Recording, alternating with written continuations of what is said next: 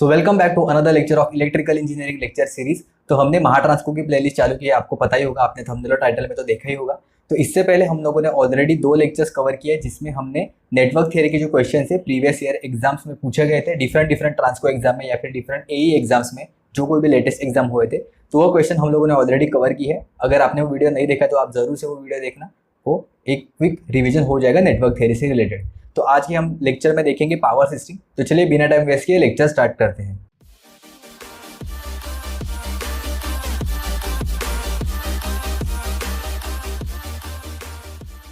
तो आज का फर्स्ट क्वेश्चन है, a transmission line has a self and a mutual impedance of 0.8 per unit and 0.2 per unit, find the positive, negative and zero sequence impedances respectively. Okay, तो यहाँ पे transmission line का हमें self and mutual इंपीडेंसेस दिया है 0.8 and 0.2 per unit. तो हमें पूछा यहाँ पे positive, negative and zero sequence impedances क्या क्या होते हैं। तो अगर ट्रांसमिशन लाइन का अगर आपको पता रहेगा, ट्रांसमिशन लाइन का जो कोई भी मैट्रिक्स हम लोग लिखते हैं वो क्या होता है, यहाँ पे मैं लिख लेता हूँ। ए फेज का हम लोग लिखेंगे जो कोई भी सीक्वेंस रहेंगे VA0, VA1 and VA2। Okay, तो 0, 1, 2 यानी कि zero sequence, positive sequence and negative sequence. तो यहाँ पे अगर आपको पता रहेगा तो ये होता है ZS plus twice of the ZM। Okay, यहाँ पे होता है 0, 0, यहाँ पे अगेन होता है 0, यहाँ पे होता है ZS माइनस ZM।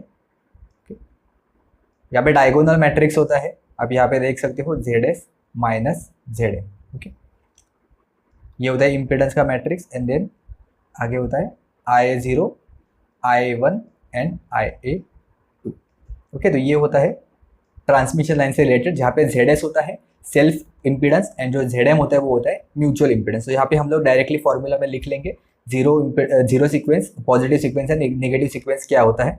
तो जीरो सीक्वेंस क्या होता है, Z0, जिसे हम लोग डिनोट करते हैं Z0 होता है ZS plus 2 times of the ZM। Okay, तो मैं यहाँ पे लिख लेता हूँ ZS का वैल्यू है 0.8 plus 2 times of the 0.2 which is equal to 0.8 plus 0.4 which is equal to 1.2 per unit. ये होता है जीरो सीक्वेंस का। और जो पॉजिटिव और नेगेटिव सीक्वेंस का आप यहाँ पे देख सकते हो, दोनों इक्वल वैल्यू है, जो होता है ZS minus of ZM। Okay, तो 0.8 माइनस 0.2 हो जाएगा is equal to 0.6 per unit. Okay, तो आपको यही देखना है क्या होता है। ऑप्शंस पे चेक कर लेते हैं। इन्होंने पूछा है पॉजिटिव, नेगेटिव एंड जीरो, यानी कि 0.6 एंड देन 1.2 पर यूनिट। तो ये होगा करेक्ट आंसर। ओके, तो यहाँ पे अगर आप देखोगे तो कंपेयर करके आपको समझ में आ जाएगा कि Z0 का जो वैल्यू होता है यानी कि जीरो सीक्वेंस इंपीडेंस का, it is always greater than the Z1 and Z1 is equal to Z2। Okay, तो ये भी रिलेशन आप ध्यान रखोगे तो आप ऑप्शन एलिमिनेशन के थ्रू भी अगर आए ऑप्शन अच्छे से सेट होके तो आप वहाँ पे एलिमिनेट कर सकते हो। ओके, तो ये एपी ट्रांसको का क्वेश्चन था। एपी ट्रांसको एई के एग्जाम में पूछा गया था ईयर 2019 में। नेक्स्ट क्वेश्चन देखते हैं। तो क्वेश्चन 2 है, the type of the relay यहाँ पे दिए गए हैं और वो कौन से इक्विपमेंट के प्रोटेक्शन के लिए हम लोग यूज करते हैं, यहाँ पे इन्होंने पूछा है। ये भी एपी ट्रांसको का ही क्वेश्चन है। तो देखते हैं कैसे मैच होता है यहाँ पे कॉलम। तो फर्स्ट है यहाँ पे बकोज रिले। तो बकोज रिले तो हम सबको पता ही है कि ऑब्वियसली ये ट्रांसफार्मर में होता है। तो हमने अगर एई के लिए, अगर एग्जाम के लिए हम लोग दे रहे हैं तो हमको पता होना ही चाहिए कि बकोज रिले कहाँ पे यूज होते हैं। ओके, तो फर्स्ट का ऑप्शन रहेगा Q। सो 1 का ऑप्शन रहेगा Q। तो ऑप्शन अगर कैंसिल होता है तो हम लोग उधर ही कैंसिल कर देते हैं। तो यहाँ पे हमें दिख रहा है कि option A and option C तो रॉन्ग है, ऑप्शन बी और ऑप्शन डी में कोई ऑप्शन करेक्ट रहेगा। उसके बाद है ट्रांसले रिले। ये बहुत इंपॉर्टेंट है क्योंकि इससे मैक्सिमम क्वेश्चन पूछे जाते हैं। जेई के एग्जाम में डायरेक्ट क्वेश्चन आता है कि ट्रांसले रिले कौन से प्रोटेक्शन के लिए यूज होता है। बहुत बार ये क्वेश्चन पूछा गया है। तो ट्रांसले रिले हम लोग फीडर के लिए यूज करते हैं। ओके, तो ये लिख लेना, बहुत इंपॉर्टेंट है। ट्रांसले रिले जो होता है वो हम लोग फीडर प्रोटेक्शन के लिए यूज करते हैं, यानी कि ऑप्शन 2 का ऑप्शन रहेगा P। ओके, तो यहाँ पे हमें आंसर तो मिल गया, आप देख सकते हो। यहाँ पे ऑप्शन बी जो है वो कैंसिल हो गया है, तो ऑप्शन डी ही हमारा करेक्ट आंसर होगा ऑब्वियसली। अभी ये 2 चीजें हमें पता रहेगी तो हम लोग आंसर टिक कर सकते हैं। और बाकी के ऑप्शन देकर चेक कर लेते हैं, उससे भी डिस्कस कर लेते हैं थोड़ा। तो थर्ड यहाँ पे रिले है career current phase comparison relay. Okay, तो कैरियर करंट प्रोटेक्शन है वो हम लोग लॉन्ग ट्रांसमिशन लाइन के लिए यूज करते हैं, जिसमें 2 टाइप के रिलेज होते हैं। एक होता है फेज कंपैरिजन रिले और दूसरा होता है directional comparison relay. Transmission line protection में हम लोग 2 सिटीज यूज करते हैं। तो वहाँ पे क्या होता है, दोनों का करंट हम लोग कंपेयर करते हैं यूजुअली डिफरेंशियल रिले के केस में। लेकिन फेज कंपैरिजन रिले में हम लोग क्या करते हैं, दोनों करंट का फेज एंगल में कितना डिफरेंस है वो हम लोग वहाँ पे कैलकुलेट करते हैं और उससे डिसाइड करते हैं कि ये इंटरनल फॉल्ट है या फिर एक्सटर्नल फॉल्ट है। और अकॉर्डिंग टू दैट हम लोग डिसाइड करते हैं कि रिले एक्टिवेट होना चाहिए या फिर नहीं। तो फेज कंपैरिजन के साथ साथ और एक होता है, वो होता है डायरेक्शनल कंपैरिजन रिले। वहाँ पे भी हम लोग डायरेक्शनल, किस डायरेक्शन में करंट फ्लो हो रहा है वो भी वहाँ पे फाइंड आउट करते हैं, और ये दोनों है वो लॉन्ग ट्रांसमिशन लाइन में यूज करते हैं। ओके, यहाँ पे दिया है कैरियर करंट फेज कंपैरिजन और डायरेक्शनल कंपैरिजन भी होता है, तो ये लिख लेना यहाँ पे नोट्स में। okay? आगे है डायरेक्शनल ओवर करंट रिले। तो हमें पता है डायरेक्शनल ओवर करंट रिले की कोई भी एक पर्टिकुलर डायरेक्शन में अगर करंट फ्लो हुआ तभी वो वहाँ पे ऑपरेट होता है। तो ये जो डायरेक्शनल ओवर करंट रिले है ये हम लोग रिंग में डिस्ट्रीब्यूटर या फिर अगर पैरेलल ट्रांसमिशन लाइन रहेंगे तो वहाँ पे हम लोग यूज करते हैं। ये कभी भी रेडियल डिस्ट्रीब्यूशन में यूज नहीं होता। ओके, तो रेडियल डिस्ट्रीब्यूशन में ये यूज नहीं होता। एंड देन लास्ट है वो है नेगेटिव सीक्वेंस रिले। तो नेगेटिव सीक्वेंस रिले हम लोग जनरेटर के केस में यूज करते हैं। तो इसका करेक्ट आंसर होगा नेगेटिव सीक्वेंस रिले का जनरेटर। तो आई होप आपको ये समझ में आया होगा। ये जो कोई भी हम लोगों ने डिस्कस किया अगर आपको पता नहीं होगा तो नोट्स में अच्छे से लिख लें। ओके, तो नेक्स्ट क्वेश्चन देखते हैं। क्वेश्चन 3 है grading of the cables is perform in order to achieve. तो ये अंडरग्राउंड केबल्स के लिए हम लोग मोस्ट प्रोबेबली यूज करते हैं। तो ग्रेडिंग ऑफ द केबल्स क्या होता है हम लोगों ने ऑलरेडी डिस्कस किया है बीएमसी जेई के लेक्चर में। मैं यहाँ पर ऊपर लिंक आपको प्रोवाइड कर दूंगा, आप वहां से चेक कर सकते हो अगर आपको पता नहीं होगा ग्रेडिंग ऑफ द केबल्स क्या होता है। तो ग्रेडिंग ऑफ द केबल्स के हम लोग देख लेते हैं, एक बार क्विक रिविजन कर लेते क्या होता है। So grading is defined as the process of equalizing the stress in the dielectric of the cable. Okay, तो कोई भी कंडक्टर के ऊपर या फिर कोई भी केबल के ऊपर हम लोग इंसुलेशन प्रोवाइड करते हैं केबल के ऊपर, तो वो इंसुलेशन पे जो स्ट्रेस होता है वो अनइक्वल होता है। यहाँ पे उन्होंने वही लिखा है the unequal stress distribution in a cable is undesirable for 2 reason. तो वो क्यों अनडिजायरेबल है, तो इसका नंबर 1 रीजन है the insulation of the greater thickness is required which increases the cable size. तो अगर इंसुलेशन थिकनेस हमें ज्यादा यूज करना पड़ेगा क्योंकि अनइक्वल वहाँ पे स्ट्रेस रहता है इंसुलेशन के ऊपर। कंडक्टर के नजदीक होता है वो वहाँ पे सबसे ज्यादा स्ट्रेस रहता है इलेक्ट्रिकल। जैसे जैसे हम लोग कंडक्टर से दूर चले जाएंगे वहाँ पे जो इलेक्ट्रिकल स्ट्रेस है वो कम होते जाएगा। तो इसके वजह से अनइक्वल स्ट्रेस के वजह से वहाँ पे जो इंसुलेशन है वो इजीली डैमेज हो सकता है और हमें मैक्सिमम अमाउंट ऑफ इंसुलेशन है वो वहाँ पे प्रोवाइड करना होता है। सेकंड पॉइंट यही लिखा है यहाँ पे it may lead to the breakdown of the insulation. तो यहाँ पे अगर कोई पर्टिकुलर एक पॉइंट पे ज्यादा स्ट्रेस हुआ तो वहाँ पे इजीली वो इंसुलेशन ब्रेकडाउन होने के चांसेस ज्यादा होते हैं। So there are 2 types of the grading of the cables, एक होता है capacitance grading and intersheath grading. दोनों हम लोगों ने ऑलरेडी अच्छे से डिस्कस किया, तो हम लोग यहाँ पे डिस्कस नहीं करते। अगर आपको पता है तो अच्छी बात है, नहीं पता है तो आप वो वीडियो रेफर कर सकते हो। ओके, तो सबसे पहले हम लोग देखते हैं क्या क्वेश्चन में पूछा है। The grading of the cable is perform in order to achieve. तो ग्रेडिंग ऑफ द केबल करने की वजह से हमें क्या मिलता है, तो सबसे पहले होता है यूनिफॉर्म स्ट्रेस। तो ये ऑप्शन करेक्ट है, ऑप्शन 1। देन उसके बाद होता है reduction in the quantity of the insulation, ये भी करेक्ट है। इंसुलेशन हमें वहाँ पे मिनिमम अमाउंट ऑफ क्वांटिटी लगता है क्योंकि अगर अनइक्वल ग्रेडिंग हुआ तो क्या होता है, अनइक्वल स्ट्रेस के वजह से insulation of the greater thickness is required. तो यहाँ पे अगर हम लोगों ने ग्रेडिंग किया तो वहाँ पे उतना थिकनेस का हमें इंसुलेशन नहीं लगेगा। अगर थिकनेस कम हुआ तो इसका मतलब है क्वांटिटी हम लोग वहाँ पे बहुत ही कम यूज करेंगे इंसुलेशन का। And third one is reduction in the quality of the insulation. तो ये ऑप्शन नहीं होगा। तो ऑप्शन 1 और 2 जिसमें रहेगा वो ऑप्शन करेक्ट है, यानी कि स्टेटमेंट 1 एंड स्टेटमेंट 2 यहाँ पे ऑप्शन ए में करेक्ट ऑप्शन है। तो यहाँ पे ऑप्शन ए है करेक्ट आंसर। तो ये क्वेश्चन 2 बार पूछा गया था, आप यहाँ पे देख सकते हो। एमपीएससी एई के एग्जाम में पूछा गया था ईयर 2018 में एंड एपी ट्रांसको के एग्जाम में पूछा गया था ईयर 2019 में। तो क्वेश्चन भी है वो directly as it is repeat भी होते हैं, आप यहाँ पे देख सकते हो। तो नेक्स्ट क्वेश्चन देखते हैं। अ 3-phase transformer having a line voltage ratio of 400:33,000 volt is connected in a star delta. Okay, तो 3-phase ट्रांसफार्मर है, इसका रेशियो यहाँ पे दिया है एंड प्राइमरी साइड वो स्टार में कनेक्टेड है, सेकेंडरी है डेल्टा में कनेक्टेड है। The cities on the 400 volt side have a सीटी रेशियो ऑफ 1000:5। तो यहाँ पे जो प्राइमरी साइड पे जो सीटी कनेक्टेड है उसका रेशियो है 1000:5। व्हाट मस्ट बी द सीटी रेशियो ऑफ द 33,000 साइड। तो यहाँ पे हमें हायर साइड का जो सीटी रेशियो है वो क्या रहेगा यहाँ पे इन्होंने पूछा है। आपको क्वेश्चन में ये डायग्राम है वो प्रोवाइड नहीं किया गया था एग्जाम में, मैंने यहाँ पे एक्सप्लेन करने के लिए यहाँ पे आपको डायग्राम प्रोवाइड कर दिया था। ये भी एपी ट्रांसको का एक क्वेश्चन है। तो हम लोग सबसे पहले धीरे धीरे देखते हैं क्या होता है। क्वेश्चन बहुत ही इंपॉर्टेंट है, बहुत बार गेट एग्जाम में भी पूछे जाते हैं या फिर एई के एग्जाम में भी आपको पूछे जा सकते हैं। तो सबसे पहले ये डिफरेंशियल रिले का स्कीम है, आप यहाँ पे देख सकते हो। प्राइमरी साइड पे करंट हम लोग रीड करते हैं, सेकेंडरी साइड पे भी करंट हम लोग रीड करते हैं और इन दोनों का कंपैरिजन जो डिफरेंशियल जो करंट होता है वो रिले कॉइल्स में फ्लो होता है।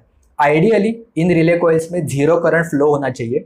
अगर ये करंट रिले कॉइल में जो कोई भी करंट फ्लो होगा वो 0 या फिर उसका पिकअप वैल्यू से अगर ज्यादा फ्लो हुआ तो वहां पे हम लोग सेंस करते हैं कि यहाँ पे बीच में कहीं पे वाइंडिंग पे यहाँ पे फॉल्ट हो गया है। ओके, अगर ये दोनों सीटी के बीच में ये जो मिडल वाला पोर्शन है वहां पे भी अगर फॉल्ट हुआ तभी हम लोग डिटेक्ट कर सकते हैं, ताकि ये प्राइमरी से सेकेंडरी साइड जाने तक जो करंट है वो डिफरेंस होता है, इसलिए इसको डिफरेंशियल रिले प्रोटेक्शन हम लोग कहते हैं। तो इसके लिए हम लोग कैसे फाइंड आउट करें, सबसे पहले देखते हैं। स्टेप बाय स्टेप अगर आप समझ लोगे तो आपको इजीली आंसर आ जाएगा। तो सबसे पहले हम लोग गिवन है वो लिख लेते हैं। यहाँ पे क्या है, तो यहाँ पे लिया है 400:33,000 वोल्टेज। तो यहाँ पे प्राइमरी में हमारा जो 400 वोल्ट है, सेकेंडरी साइड में 33,000 वोल्टेज है। ओके, यहाँ पे इन्होंने दिया है प्राइमरी साइड का जो सीटी रेशियो है वो ये 1000:5 एम्पियर, यानी कि अगर प्राइमरी में अगर हम लोगों ने 1000 एम्पियर प्रोवाइड किया तो सेकेंडरी में हमें 5 एम्पियर तक मिलेगा। तो ये होता है सीटी रेशियो यहाँ का। तो यहाँ पे भी मैं लिख लेता हूँ 1000:5, यानी कि प्राइमरी में अगर हम लोगों ने 1000 एम्पियर फ्लो किया तो सेकेंडरी में 5 एम्पियर करंट है वो फ्लो हो जाएगा। तो सबसे पहले हमें यहाँ पे केवीए रेटिंग दिया नहीं है ट्रांसफार्मर का, तो हमें अज्यूम ही करना पड़ेगा। तो हम लोग क्या करते हैं, अभी हमारे पास सीटी रेशियो यहाँ पे प्रोवाइडेड है, तो हम लोग ऐसे अज्यूम करते हैं कि 1000 एम्पियर करंट है वो फ्लो हो रहा है प्राइमरी में, तो इसकी वजह से सेकेंडरी में 5 एम्पियर करंट है वो फ्लो हो जाएगा। तो कैलकुलेशन के लिए वो बहुत ईजी हो जाएगा। ओके, तो हम लोग केवीए रेटिंग डायरेक्टली हम लोग मतलब केवीए रेटिंग नहीं अज्यूम करें, यहाँ पे हम लोग 1000 एम्पियर करंट ही प्राइमरी से फ्लो करा रहे हैं। ओके, तो जो कोई भी जो करंट रहेगा वो हम लोग लाइन करंट ही अज्यूम करेंगे यहाँ पे। तो अब यहाँ पे देख सकते हो, मैं यहाँ पे ड्रॉ भी कर रहा हूँ, यहाँ पे 1000 एम्पियर करंट फ्लो हो रहा है प्राइमरी में, मैं यहाँ पे ऐसे अज्यूम कर रहा हूँ।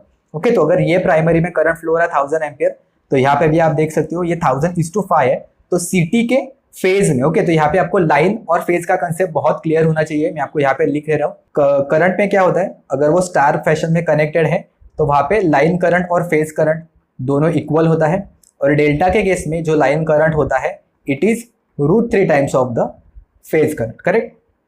और वोल्टेज के केस में क्या होता है, वोल्टेज के केस में स्टार में जो लाइन वोल्टेज होता है it is √3 times of the phase voltage, and delta के केस में जो लाइन वोल्टेज होता है वही फेज वोल्टेज होता है। तो यहाँ पे ये बहुत इंपॉर्टेंट होगा, ये चीजें अगर आपको क्लियर होगी तभी ये क्वेश्चन के आंसर है वो आप फाइंड आउट कर सकते हो। ओके, तो यहाँ पे आप देख सकते हो, इजीली समझ लेना, विजुअल रिप्रेजेंटेशन से समझ लेना क्या हो रहा है। एक्चुअल में हम लोग ट्रांसफार्मर में 1000 एम्पियर करंट है वो फ्लो करवा रहे हैं। ओके, तो यहाँ पे 1000 एम्पियर करंट है वो फ्लो करवा रहे हैं। आप यहाँ पे देख सकते हो कि सेम अमाउंट ऑफ करंट है वो यहाँ पे सिटी से जा रहा है, मतलब हम लोग ऐसे कह सकते हैं कि 1000 एम्पियर इससे भी फ्लो हो रहा है, तो ये 5 में यहाँ पे कन्वर्ट कर देगा। ओके, तो यहाँ पे आ गया यहाँ पे लाइन का और फेज का कंसेप्ट।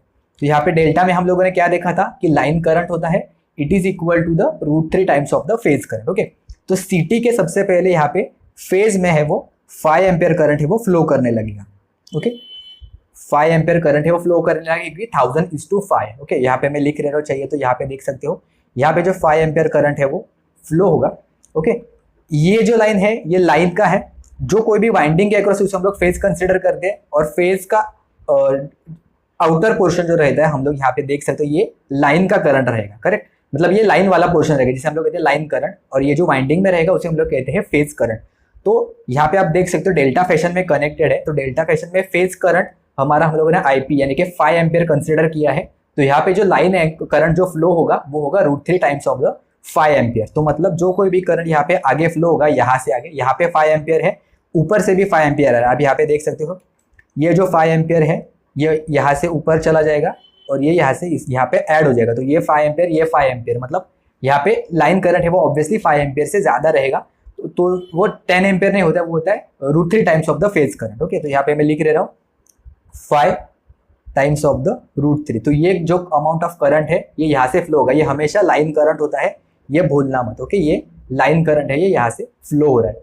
उसके बाद अभी डिफरेंशियल करंट हमें यहाँ पे फ्लो करवाना है जिसका वैल्यू होगा 0। तो अगर डिफरेंशियल करंट 0 है मतलब जो कोई भी ये सिटी के तरफ से जो करंट आएगा उसका वैल्यू भी सेम 5√3 ही होना चाहिए, तभी ये एक दूसरे को कैंसिल आउट करेंगे और यहाँ पे जो डिफरेंशियल करंट है वो 0 फ्लो होगा। तो मैंने अभी आपको बताया था डिफरेंशियल करंट क्या होता है।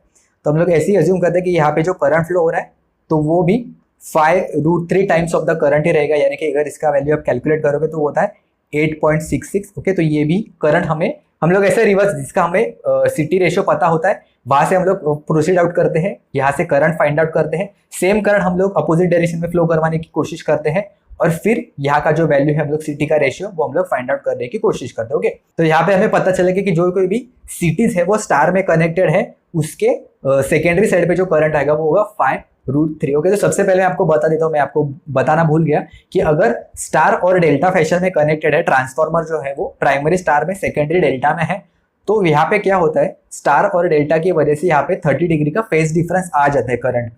ओके, तो हम लोग क्या करते हैं, इसलिए जो कोई भी सिटीज हम लोग कैलकुलेट करते हैं, सिटी का जो कनेक्शन करते हैं, तो स्टार के जगह पे हम लोग डेल्टा फैशन में सिटीज है वो कनेक्ट करते हैं। आप यहाँ पे देख सकते हो, और डेल्टा साइड के ट्रांसफॉर्मर में, ट्रांसफॉर्मर अगर डेल्टा फैशन में कनेक्टेड है तो वहाँ पे जो हम लोग सिटीज कनेक्ट करेंगे वो स्टार फैशन में कनेक्ट करेंगे। आप यहाँ पे वीडियो पॉज करके चाहिए तो देख सकते हो, मैं आपको बताना भूल गया। तो क्या होता है, ट्रांसफॉर्मर की वजह से जो कोई भी फेज डिफरेंस आता है वो सिटी के कनेक्शन की वजह से वो एक दूसरे को कैंसिल आउट करते हैं। मतलब अगर यहाँ पे अगर लीडिंग 30 डिग्री आ गया तो यहाँ पे सिटीज के वजह से लैगिंग 30 डिग्री आएगा, तो वो लीडिंग 30 डिग्री लैगिंग 30 डिग्री एक दूसरे को कैंसिल आउट कर देंगे और यहाँ पे जो डिफरेंशियल करंट है वहाँ पे कोई भी फेज डिफरेंस नहीं आएगा। तो यही यहाँ पे एक मेन इंपॉर्टेंट होता है कि अगर ट्रांसफॉर्मर स्टार में कनेक्टेड है तो सिटी भी होगा वो डेल्टा में कनेक्टेड रहेगा, और अगर डेल्टा में कनेक्टेड है ट्रांसफॉर्मर साइड तो वहाँ पे सिटी है वो स्टार फैशन में कनेक्टेड रहेगा, क्योंकि to eliminate the phase difference. तो हम लोग यहाँ पे देखते हैं कि स्टार साइड में जो कोई भी सेकेंडरी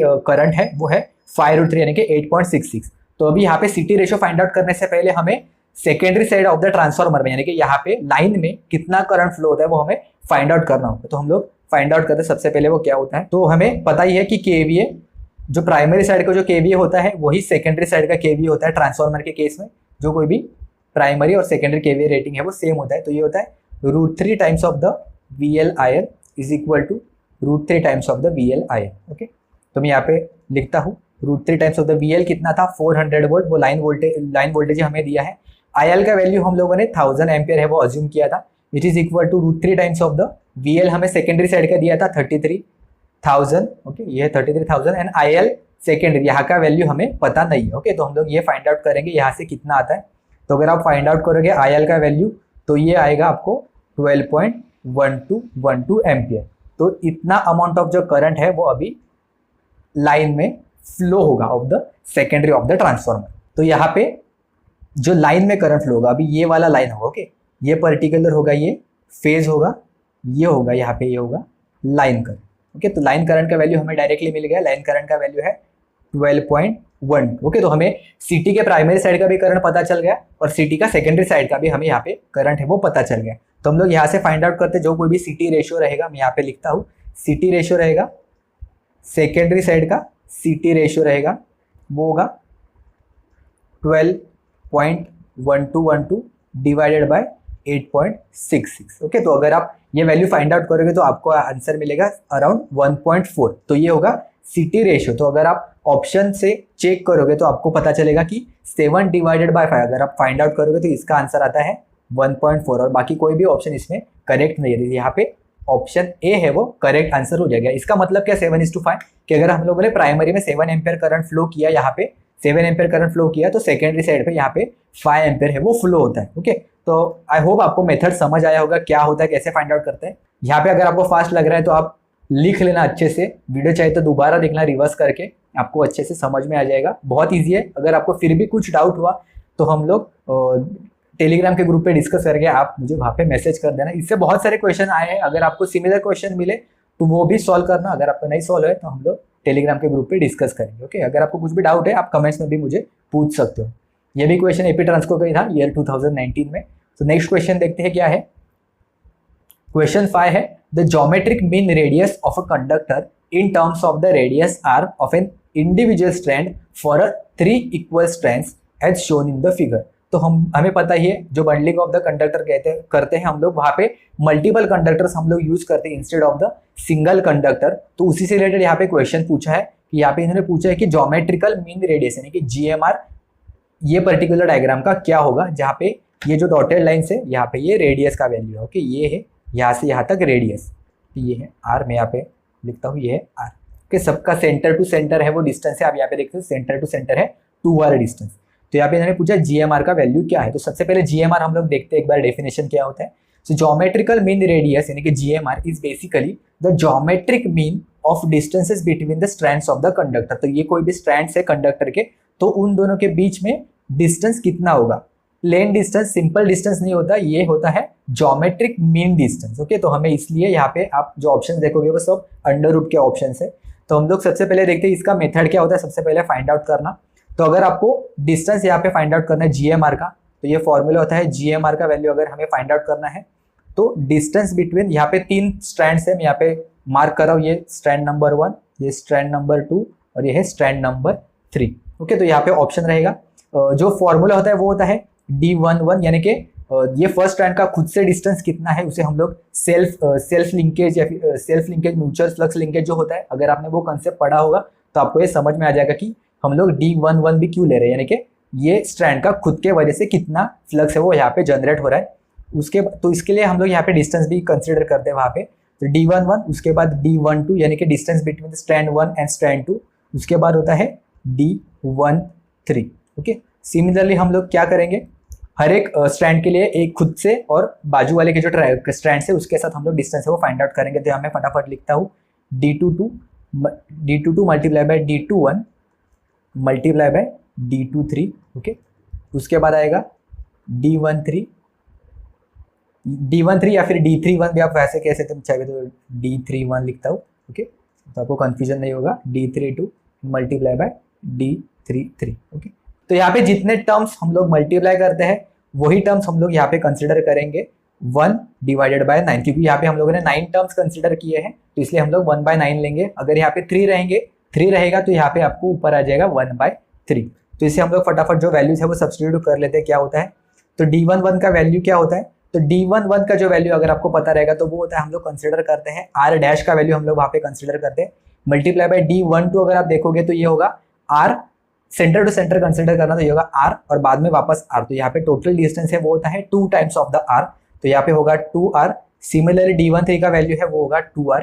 ओके, यहाँ पे मैं लिखता हूँ D22 का वैल्यू रहेगा, D22 होगा R dash multiply by D21 का वैल्यू रहेगा 2R मल्टीप्लाई बाय वापस से आ जाएगा 2R। यहाँ पे मैं लिखता हूँ 2R multiply by 2R and D33 का वैल्यू रहेगा R dash whole raise to power 1/9। तो आप यहाँ पे देख सकते हो कि जो तीनों टर्म्स है वो इक्वल है, तो हम लोग ऐसे भी लिख सकते हैं R डैश इंटू 2R का cube two the power 1/9। Okay, तो ये 9 है वो हम लोग कैंसिल आउट करेंगे, हमें 1/3 मिलेगा, यानी कि ओवरऑल हमें यहाँ पे ऐसे दिखाई देगा cube root of R dash into 2R into 2R। Okay, तो यहाँ पे R डैश का वैल्यू सबसे पहले क्या होता है, R डैश का वैल्यू अगर आपने पढ़ा रहेगा तो होता है e to the power -1/4R, ये होता है e to the power -0.25 times of the R। Okay, ये बहुत ही इंपॉर्टेंट है। तो अगर आप यहाँ पे सब्स्टिट्यूट करोगे तो आपको आंसर मिल जाएगा, R डैश का वैल्यू ये होता है। तो आप देखोगे क्वेश्चन ऑप्शंस में तो ऑप्शन ए है वो यहाँ पे करेक्ट आंसर है। अगर आपको पता भी होगा कि R डैश का वैल्यू एक्चुअल में क्या होता है तो वो होता है e टू द पावर -0.25, तो आप यहाँ पे भी ऑप्शन एलिमिनेशन के थ्रू डायरेक्टली जा सकते थे। एक ही ऑप्शन में दिया है e टू द पावर -0.25, लेकिन आपको इसके लिए ये चीज़ें है वो पता होनी चाहिए। अगर आपको R डैश का वैल्यू पता नहीं, अगर आपने पहले से ही रटा होगा कि R डैश का वैल्यू क्या होता है पता नहीं है, लेकिन आप फिर भी 2R और 2R आप यहाँ पे देख सकते हैं, दो ही ऑप्शंस में है। यहाँ पे 2R है, यहाँ पे भी 2R है, लेकिन साथ में R डैश के साथ साथ भी यहाँ पे इन्होंने 2 से मल्टीप्लाई किया। तो अगर आपको पता रहेगा कि यहाँ पे सिर्फ R डैश होता है, यहाँ पे 2R नहीं होता, तो इसके भी ऑप्शन एलिमिनेशन के थ्रू आप यहाँ से फाइंड आउट कर सकते हैं कि करेक्ट आंसर क्या है। ओके, ये भी एपी ट्रांसको के क्वेश्चन है, ईयर 2019 में पूछा गया था। नेक्स्ट क्वेश्चन देखते हैं। At a particular unbalanced node the real power specified are leaving the node 25 megawatt and 20 megawatt, entering the node 60 megawatt and 30 megawatt, the balancing power will be. Okay, तो यहाँ पे इन्होंने दिया है कि अनबैलेंस नोड है जहाँ पे जो कोई भी जो स्पेसिफाइड रियल पावर है वो इन्होंने यहाँ पे मेंशन किया है कि लिविंग में कौन से है, एंटरिंग में कौन से है। तो यहाँ पे हमें फाइंड आउट करना है कि बैलेंस करने के लिए यहाँ पे लिविंग होगा या फिर एंटरिंग होगा या फिर दोनों होगा। तो सबसे पहले हम लोग यहाँ पे फाइंड आउट करते हैं। यहाँ पे टोटल एक नोड पे हम लोग देख सकते हैं कि 4 पावर्स है, तो हम लोग 4 पावर है वो सबसे पहले ड्रॉ कर लेते हैं यहाँ पे। ओके, यहाँ पे जो एंटरिंग लिविंग है वो होगा 25 एंड 24 में 25 एंड 20, तो यहाँ पे मैं ड्रॉ कर रहा हूँ 20 एंड 25 मेगावाट। यहाँ पे जो एंटरिंग है वो 60 एंड 30, 60 एंड 30। ओके, तो साथ में ये अभी तक यहाँ ये 4 के साथ आप यहाँ पे देख सकते हो कि ये अनबैलेंस है, तो इसको बैलेंस करने के लिए हम लोग और एक जो लाइन है वो हम लोग यहाँ पे कंसिडर करेंगे।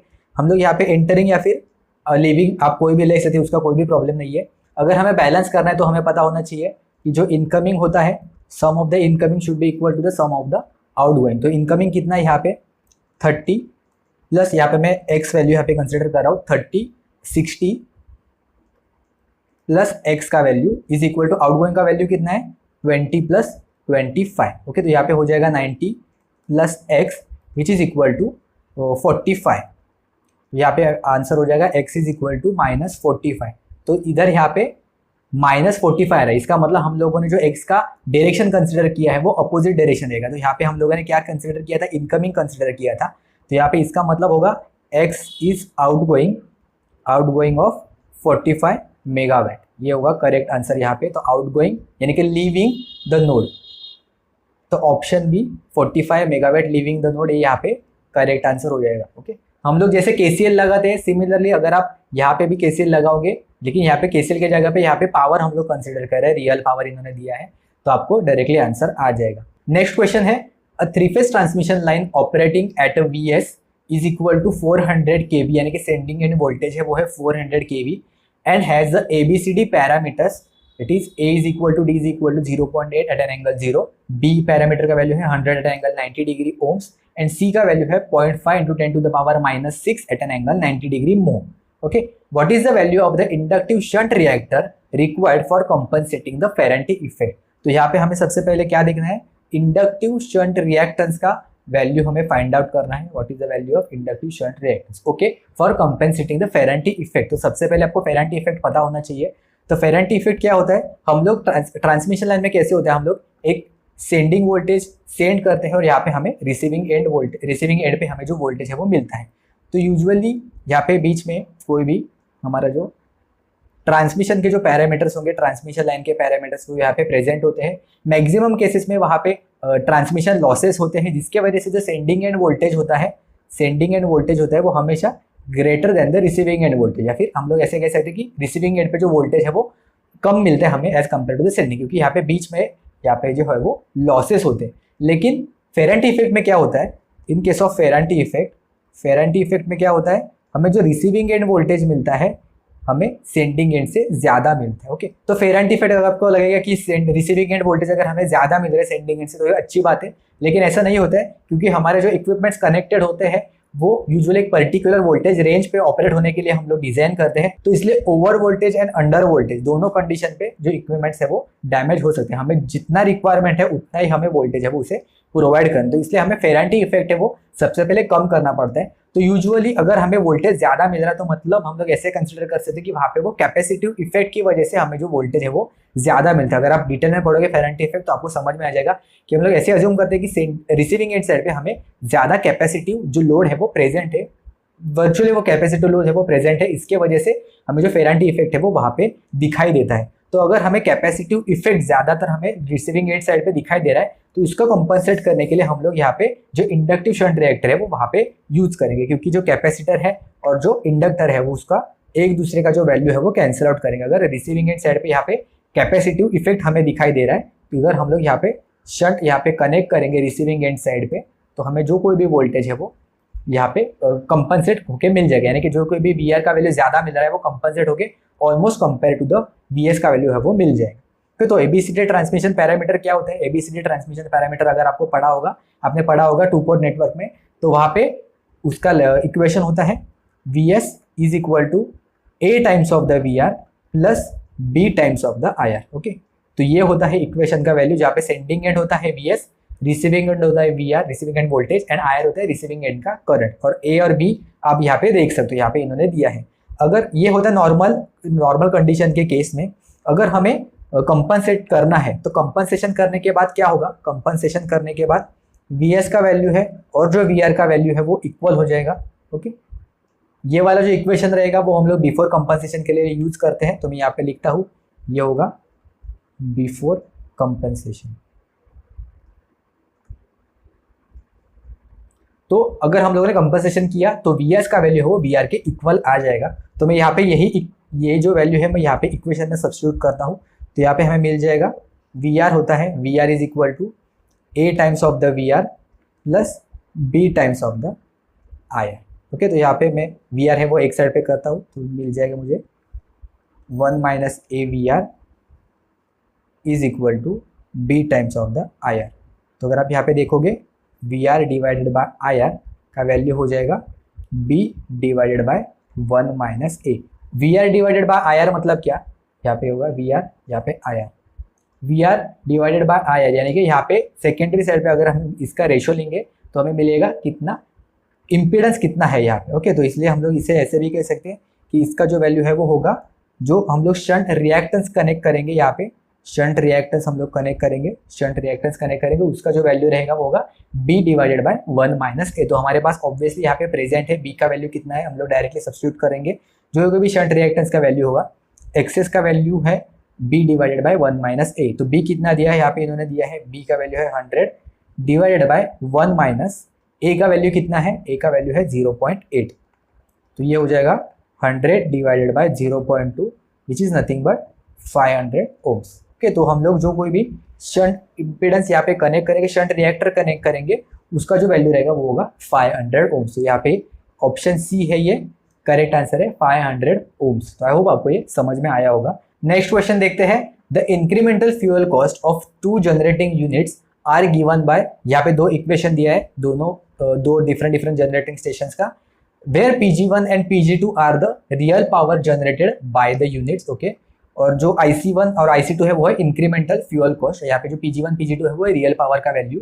The economic allocation for a load, total load of 250 megawatt neglecting transmission loss is given by. तो यहाँ पे हमें फाइंड आउट करना है, अगर दोनों जो जनरेटिंग यूनिट्स है वो 250 मेगावाट है, वो दोनों मिला के जनरेट कर रहे हैं, और दोनों का जो इंक्रीमेंटल फ्यूल कॉस्ट है वो डिफरेंट है, अभी आप इक्वेशन में देख सकते हो। तो इन्हें पूछा अगर हमें इकोनॉमिकली ये 250 मेगावाट हमें जनरेट करना है, तो कौन सा जनरेटर है, फिर कौन सा जनरेटिंग यूनिट कितने अमाउंट ऑफ जो मेगावाट पावर है वो जनरेट करेगा। हम लोग इक्वल दोनों को डिस्ट्रीब्यूट नहीं करवा सकते, क्योंकि दोनों का इंक्रीमेंटल फ्यूल कॉस्ट है वो ज्यादा होगा। तो ये question actually economical load dispatch का है, जिसमें हम लोग क्या फाइंड आउट करते हैं कि कौन सा जनरेटिंग यूनिट जिसका इंक्रीमेंटल फ्यूल कॉस्ट, जिसका वैल्यू सबसे पहले जिसका कम रहेगा, उसे हम लोग मैक्सिमम अमाउंट ऑफ जो जनरेटिंग पावर होती है वो हम लोग उसे प्रोवाइड करेंगे, उसके हेल्प से हम लोग मैक्सिमम अमाउंट ऑफ एनर्जी है वो यूज करते हैं।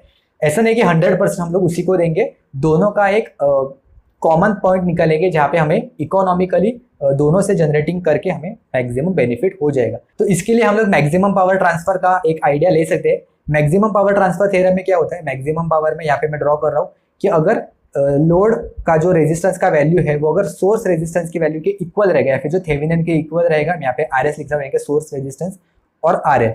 तो जब भी RL is equal to RS, दोनों का वैल्यू अगर इक्वल रहेगा, तभी मैक्सिमम पावर है वो सोर्स से लोड की तरफ यहाँ पे ट्रांसफर होगी। करेक्ट, सेम अमाउंट ऑफ हम लोग सेम कंसेप्ट हम लोग यहाँ पे यूज करेंगे कि हमारे पास 2 जनरेटिंग यूनिट्स है, तो अगर दोनों का इंक्रीमेंटल फ्यूल कॉस्ट अगर जहाँ पे जिस पॉइंट पे इक्वल रहेगा, वहां पे हमें मैक्सिमम इकोनॉमिकली हम लोग जो पावर है वो जनरेट कर सकते हैं। तो इसलिए हम लोग क्या करेंगे, सबसे पहले जो वो भी इंक्रीमेंटल फ्यूल कॉस्ट का जो यहाँ पे इक्वेशन दिया है उसे हम लोग इक्वेट करने की कोशिश करेंगे, दोनों को इक्वल करेंगे। तो यहाँ पे मैं लिखता हूँ IC1 should be equal to IC2 for economical operation. तो यहाँ पे IC1 का वैल्यू है 25 plus 0.2 PG1 is equal to IC2 का वैल्यू कितना है 32 प्लस 0.2 PG2। तो मैं दोनों एक साइड लेता हूँ, यहाँ पे हो जाएगा 0.2 PG1 minus 0.2 PG2 is equal to 25 minus 32 minus 25 हो जाएगा 7। ओके, तो मैं 0.2 से अगर डिवाइड करूँ तो यहाँ पे मिल जाएगा PG1 minus PG2 is equal to, अगर हम लोग 7 को डिवाइड करेंगे 0.2 से, तो हमें मिल जाएगा यहाँ पे 35। ओके, तो PG1 माइनस PG2 हो जाएगा 35, यानी कि PG1 है वो ज़्यादा यहाँ पे पावर है वो जनरेट करेगा। हमारे पास और एक इक्वेशन है कि दोनों मिला के 250 मेगावाट जनरेट करे। करेक्ट, तो हम लोग ऐसे भी इक्वेशन बना सकते हैं, PG1 plus PG2 is equal to हो जाएगा 250। ओके, तो हम लोग दोनों इक्वेशन को ऐड करेंगे, तो यहाँ पे दोनों इक्वेशन को ऐड करेंगे तो ये PG2 है वो कैंसिल आउट हो जाएगा, हमें मिल जाएगा 2 times of the PG1 is equal to 285। तो अगर आप इससे कैलकुलेट करोगे तो आपको PG1 का वैल्यू मिल जाएगा 142.5 मेगावाट एंड PG2 का अगर आप फाइंड आउट करोगे तो आपको मिल जाएगा, इससे अगर हम लोगों ने 35 कम किया तो हमको होगा 107.5 मेगावाट। ओके, तो ये ऑप्शन चेक करते तो एग्जैक्ट सेम ऑप्शन तो यहाँ पे आपको किधर भी नहीं मिलेंगे, लेकिन हम लोग एक टेंटेटिव आइडिया लगा सकते हैं कि PG1 का वैल्यू है वो PG2 से 35 मेगावाट ज़्यादा होना चाहिए। तो अगर आप ऑप्शन में देखोगे तो सिर्फ ये जो ऑप्शन ए है वो हमें ऑलमोस्ट सेम दिखाई दे रहा है, यहाँ पे 31 मेगावाट है वो यहाँ से ऑलमोस्ट ज़्यादा है। तो इसलिए ऑप्शन ए जो कोई भी इससे अप्रोक्सीमेट नज़दीक रहेगा वो ऑप्शन हम लोग यहाँ पे कंसिडर करेंगे। यहाँ पे PG1 का वैल्यू कम है PG2 से, तो ये तो गलत ही होगा। PG1 PG2 दोनों इक्वल ही शेयर करेंगे ऑब्वियसली। यहाँ पे भी ऑप्शन डी में भी लिखा है कि Pg1 है वो Pg2 से कम शेयरिंग करेगा, तो इसलिए बाय डिफॉल्ट ऑप्शन ए है वो ऑप्शन यहाँ पे करेक्ट आंसर हो जाएगा। हमें यही करना है यहाँ पे, जो कोई भी इकोनॉमिकल लो डिस्पैच के केस में जो इंक्रीमेंटल फ्यूल कॉस्ट है वो हमें दोनों को एक दूसरे के इक्वल करना है। इंक्रीमेंटल फ्यूल कॉस्ट यानी कि क्या होता है कि रुपीज पर आवर पर मेगावाट, यानी कि 1 मेगावाट यूनिट करने के लिए हमें पर आवर में कितना चार्जेस है वो हमें लगता है वो जनरेटिंग स्टेशन के लिए। तो ये बहुत ही इंपॉर्टेंट टर्म होता है to find out economical load dispatch. तो हमें इससे पता लगा सकता है कि मिनिमम कॉस्टिंग में हम लोग मैक्सिमम जो पावर है वो जनरेट वहाँ पे कहाँ से कर सकते हैं। ओके, तो ये कंसेप्ट आई होप आपको समझ में आएगा कि मैक्सिमम पावर के हेल्प से हम लोगों ने समझने की कोशिश की कि जब भी दोनों इक्वल होंगे तभी जो मैक्सिमम पावर है वो ट्रांसफर होगा। सिमिलरली जब भी दोनों वैल्यूज है वो इंक्रीमेंटल कॉस्ट इक्वल होगी तभी हम लोग मैक्सिमम बेनिफिट है वो उससे हम लोग निकाल सकते हैं। नेक्स्ट क्वेश्चन है, while keeping the excitation constant if the steam supply of an alternator running in parallel with the another alternator is increased then dash। तो यहाँ पे इन्होंने कहा है कि दो अल्टरनेटर है वो पैरेलल में कनेक्टेड है और उन दोनों में से एक अल्टरनेटर का अगर हम लोगों ने स्टीम सप्लाई इंक्रीज कर दिया while keeping the excitation constant तो क्या होगा। इन्होंने 4 ऑप्शन दिए हैं। तो सबसे पहले हमें पता होना चाहिए कि अगर हमने स्टीम सप्लाई इंक्रीज किया तो क्या होता है। तो अगर हमने स्टीम सप्लाई है वो इंक्रीज किया, स्टीम सप्लाई अगर हमने इंक्रीज कर दिया, स्टीम सप्लाई अगर बढ़ाया तो इसके वजह से जो प्राइम मूवर का जो इनपुट रहेगा या फिर जो प्राइम मूवर का स्पीड रहेगा of the input of the alternator तो वहाँ पे बढ़ जाएगा। ओके, तो प्राइम मूवर का जो स्पीड रहेगा वो बढ़ जाएगा, यानी कि स्टीम सप्लाई बढ़ गया तो टरबाइन है वो मैक्सिमम स्पीड से घूमने लगेगा और अगर टरबाइन मैक्सिमम स्पीड से घूमेगा तो ऑब्वियसली जो प्राइम मूवर का जो स्पीड है वो बढ़ जाएगा। तो अगर प्राइम मूवर का स्पीड बढ़ गया तो इसकी वजह से क्या होता है, यहाँ पे इसके वजह से जो एक्टिव पावर होता है, एक्टिव पावर जनरेशन होता है वो यहाँ पे बढ़ जाएगा। इसका मतलब है कि जो कोई भी अल्टरनेटर होगा वो अभी मैक्सिमम पावर है वो जनरेट करने लगेगा, इसके वजह से it will share the maximum amount of load. Okay, तो यहाँ पे आप देख सकते हो कि अगर एक्टिव पावर यहाँ पे बढ़ गया तो यहाँ पे it's portion of share in the load will increases. तो यहाँ पे ऑप्शन सी है ये करेक्ट आंसर हो जाएगा। यहाँ पे इन्होंने स्पेसिफिकली कहा है कि एक्साइटेशन हम लोगों ने कांस्टेंट रखा है। हम लोग वो भी चेक कर लेते कि अगर एक्साइटेशन हम लोगों ने बढ़ाया तो क्या होता है।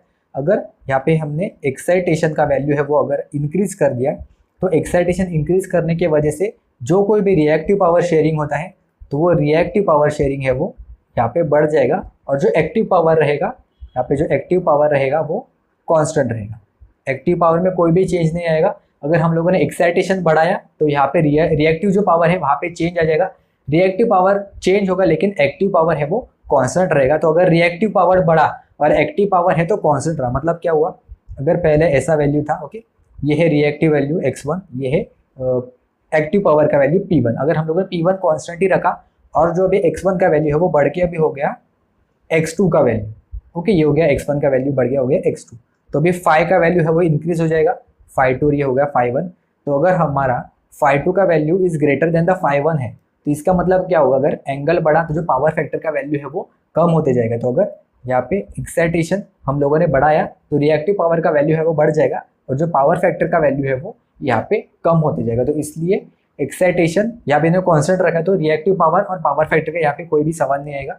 हम लोग ऑप्शन एक बार चेक कर लेते हैं क्या होता है। ऑप्शन है it would over run the other alternator. ये तो पॉसिबल ही नहीं है क्योंकि इन्होंने कहा है स्पेसिफिकली कि both are running in the parallel with one another. तो अगर दोनों पैरेलल में कनेक्टेड है तो दोनों का स्पीड भी ऑब्वियसली सेम रहेगा, तो कोई भी एक दूसरे को ओवररन नहीं करेगा ये पर्टिकुलर केस में।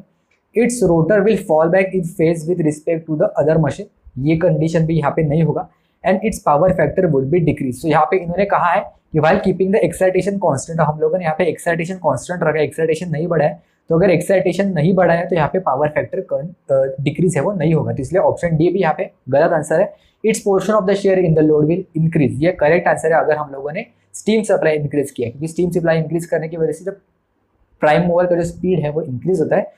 इसकी वजह से जो active power sharing by that load है, यानी कि उस पर मैक्सिमम अमाउंट ऑफ लोड वो वहां से शेयर करते हैं, फिर maximum amount of active power वो वहां से जनरेट कर सकते हैं, यानी कि मैक्सिमम वो एक्टिव पावर है वो लोड को दे सकता है। तो इसलिए यहाँ पे ऑप्शन सी है वो करेक्ट आंसर हो जाएगा। तो ये क्वेश्चन पूछा गया था एपी ट्रांसको के एग्जाम में ईयर 2017 में। नेक्स्ट क्वेश्चन देखते हैं।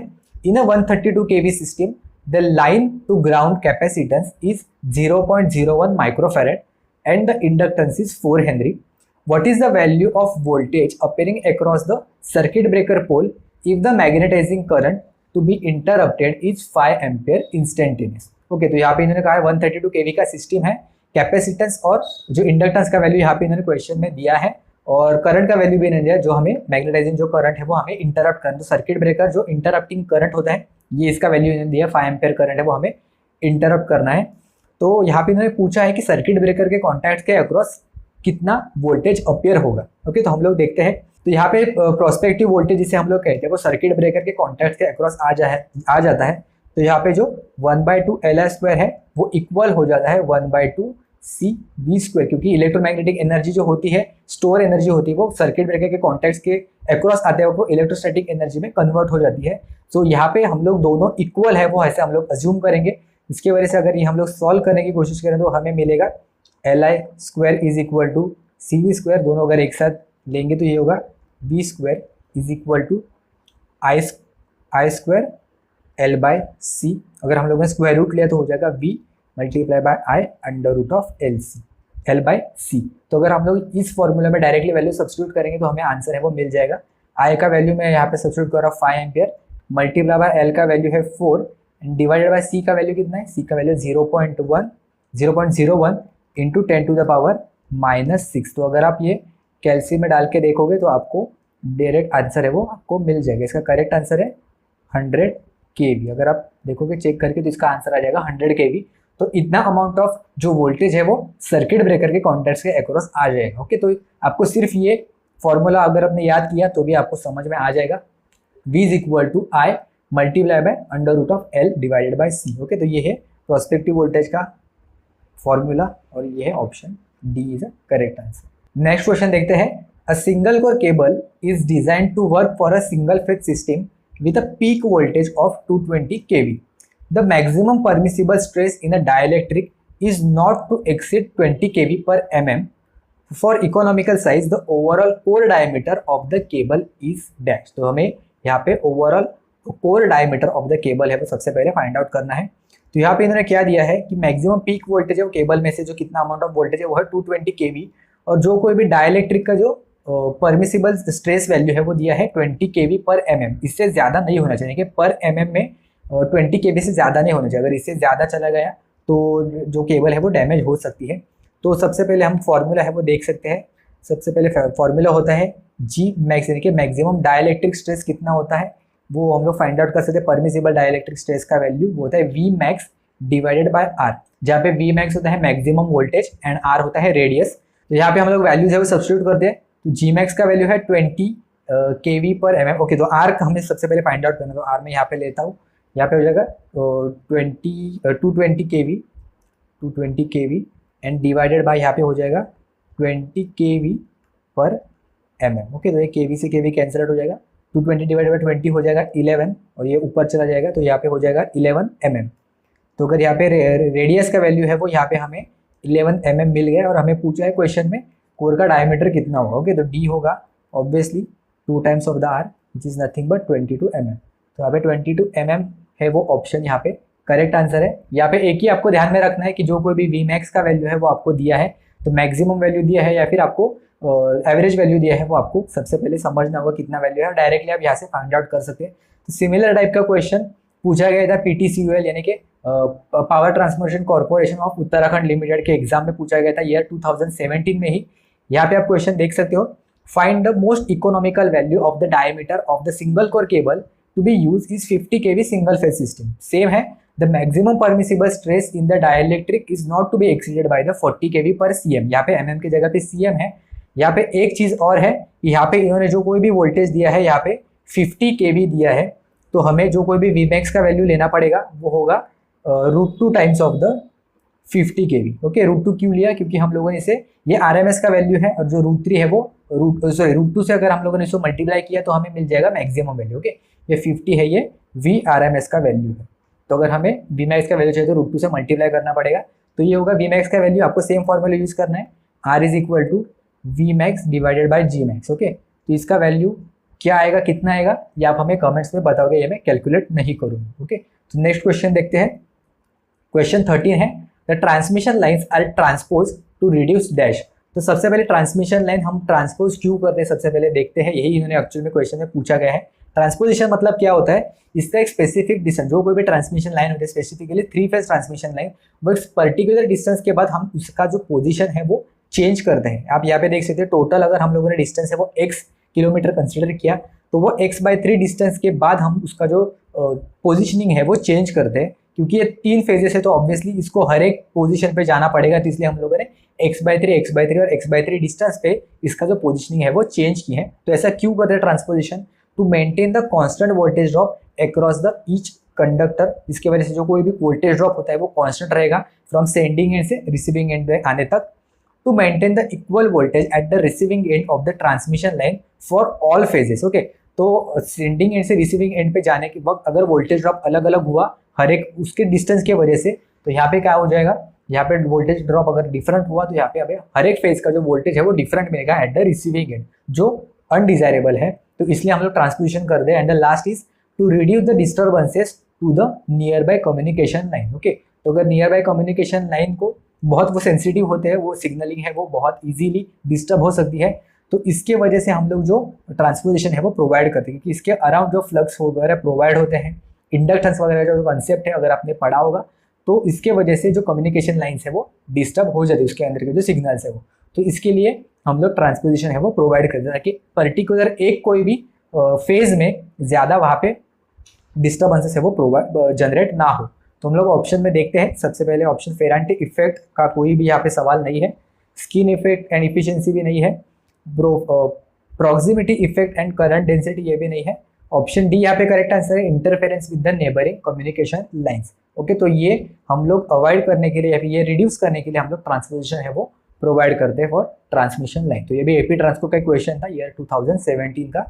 नेक्स्ट क्वेश्चन देखते हैं, the corona loss in transmission lines can be reduce by.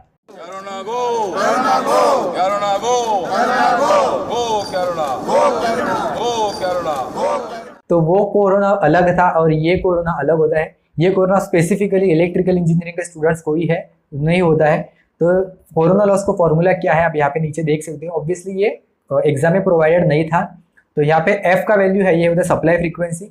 जो यहाँ पे डेल का वैल्यू होता है रिलेटिव एयर डेंसिटी होता है, आर होता है वो कंडक्टर का रेडियस होता है, डी होता है वो डिस्टेंस बिटवीन द कंडक्टर्स होता है, जो वी होता है यहाँ पे देख सकते हो ये है normal phase two neutral voltage यानी कि VRMS वैल्यू होता है उसका, और VC होता है वो होता है disruptive voltage, disruptive critical voltage between the phase two neutral, इसका होता है RMS वैल्यू होता है। तो ये है इसका फॉर्मूला। ये वैल्यू है 242.2, ये कांस्टेंट वैल्यू है। कुछ फॉर्मूला में आपको 240 दिखाई देगा, 241, 244, तो ये वैल्यू आपको अलग अलग जगह पे अलग अलग वैल्यू दिखाई देगा। तो इससे ज़्यादा इतना इफेक्ट नहीं होता है, लेकिन अगर आपको टेंटेटिव आइडिया है कि 240 के अराउंड ये इसका वैल्यू है वो आपको दिखाई देगा। हर एक फॉर्मूला हर एक ऑथर के अकॉर्डिंग वो वैल्यू डिफरेंट वहाँ पे वो कंसिडर करते हैं। तो हम लोग देखते हैं कि सबसे पहले क्या होता है, corona loss in transmission can be reduce. तो हमें रिडक्शन किसके हेल्प से होता है ये हमें देखना पड़ेगा। तो using the small diameter conductors, तो यहाँ पे आप देख सकते हो डायमीटर हम लोगों ने रिड्यूस किया तो ऑब्वियसली रेडियस का वैल्यू है वो कम हो जाएगा। ओके, तो रेडियस कम करने की वजह से जो कोई भी ट्रांसमिशन लाइन का वैल्यू है, कोरोना लॉस को जो वैल्यू है ट्रांसमिशन लाइन में उसका वैल्यू है वो कम हो जाएगा। तो ये करेक्ट आंसर है। तो नेक्स्ट ऑप्शन है यूजिंग बंडल कंडक्टर्स। तो बंडल कंडक्टर्स यूज करने की वजह से जो कोई भी डिस्टेंस बिटवीन द कंडक्टर है ओवरऑल वो वहाँ पे बढ़ जाता है। हम लोगों ने अभी कुछ देर पहले देखा था जो GMR का वैल्यू है, सेम कंसेप्ट हम लोग वहाँ पे यूज करते हैं बंडल कंडक्टर के केस में। तो यहाँ पे जो डिस्टेंस बिटवीन द कंडक्टर है वो वहाँ पे बढ़ जाता है। तो आप यहाँ पे देख सकते हो कि अगर distance between the conductor D का वैल्यू अगर बढ़ गया तो जो कोरोना लॉस है वो यहाँ पे कम हो जाएगा। तो इसलिए ये ऑप्शन भी करेक्ट है। ऑप्शन सी देखते हैं, using the less spacing between the conductor. नहीं, less spacing between the conductor यानी कि डिस्टेंस बिटवीन द कंडक्टर अगर हम लोगों ने यहाँ पे कम कर दिया था, अगर डिस्टेंस कम किया तो जो पी का वैल्यू है वो यहाँ पे बढ़ जाएगा। तो इसलिए ऑप्शन सी है, ये गलत आंसर है, ये ऑप्शन नहीं होगा। And the last is increasing the transmission line voltage. अब यहाँ पे देख सकते हैं कि वोल्टेज का वैल्यू अगर हम लोगों ने बढ़ा दिया तो लॉस है वो बढ़ जाएगा। तो इसलिए ऑप्शन डी भी गलत आंसर हो जाएगा। तो अभी हमारे पास दो सही आंसर हैं। तो अगर आप ये दोनों ऑप्शन आएंगे तो आप किसको टिक करोगे? तो इसमें सबसे ज्यादा जो इफेक्ट होता है वो बंडलिंग कंडक्टर्स का वजह से होता है। रेडियस का कम करने का हमें बहुत ही ज्यादा लिमिटेशन होता है, उससे ज्यादा हम लोग कम है वो वैल्यू उसका नहीं कर सकते, क्योंकि रेडियस अगर हम लोगों ने कम करे तो फिर बहुत सारे वहाँ पे मैकेनिकल स्ट्रेन का वगैरह भी इशू हो सकता है। तो इसलिए हम लोग डायमीटर या फिर रेडियस है वो ज्यादा कम नहीं कर सकते। इसलिए अगर आप आर और डी के बीच में कंपेयर करोगे या फिर ऑप्शन ए और ऑप्शन बी में कंपेयर करोगे तो बंडलिंग कंडक्टर्स की वजह से कोरोना लॉसेस है वो ड्रास्टिकली कम होता है। तो इसलिए हम लोग अगर ये दो ऑप्शंस आएंगे तो हम लोग ऑप्शन बी है वो ही सिलेक्ट करेंगे, यानी कि using the bundle conductors. Okay, तो ये मी ऑप्शन में यहाँ पे सिलेक्ट कराए हो। आपको समझ में आया होगा कि अगर आपके पास ये दो ऑप्शंस रहेंगे तो इन दोनों में से कौन सा ऑप्शन आप करेक्ट टिक करके आ सकते हो। ओके, तो ये है एपी ट्रांसफर के एग्जाम में पूछा गया था ईयर 2017 में। नेक्स्ट क्वेश्चन है the stringing chart is use for dash. तो हम लोग देखते हैं ऑप्शन क्या है, finding the sag in the conductor, the design of tower, the design of insulating string and finding the distance between the tower. तो overall transmission line के related कुछ क्वेश्चन रहेगा। अगर आपको पता नहीं है स्ट्रिंगिंग चार्ट क्या होता है, हम लोग यहाँ पे डिस्कस करते हैं।